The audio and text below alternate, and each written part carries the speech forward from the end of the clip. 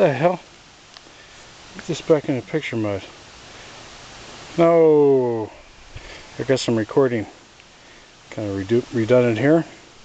3 arrays. We've been running since about noon, although I've been playing around testing individually each of the 3 arrays. I cleaned this up just a hair. No one would notice. Looks like garbage.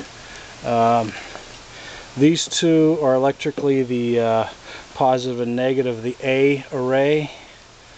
The B is broken across 2 of the panels, one half the other half. This makes the B array over here.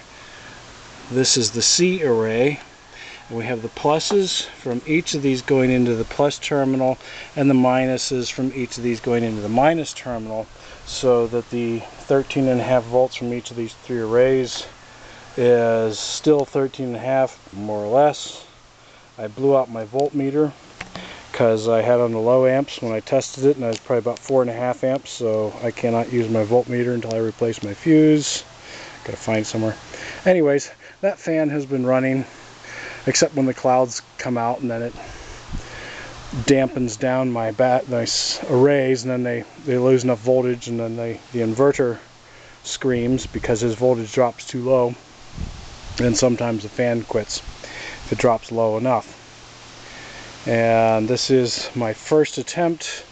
We have a masonite board underneath. We use little spacers when we're putting this all together, masonry spacers, so they're 1/4 inch little pluses they look like, and you can stick them in. You can separate these arrays electrically. It's top to bottom, top to bottom, top to bottom, on and on and on, back up as like a snake in series. It's broken up there.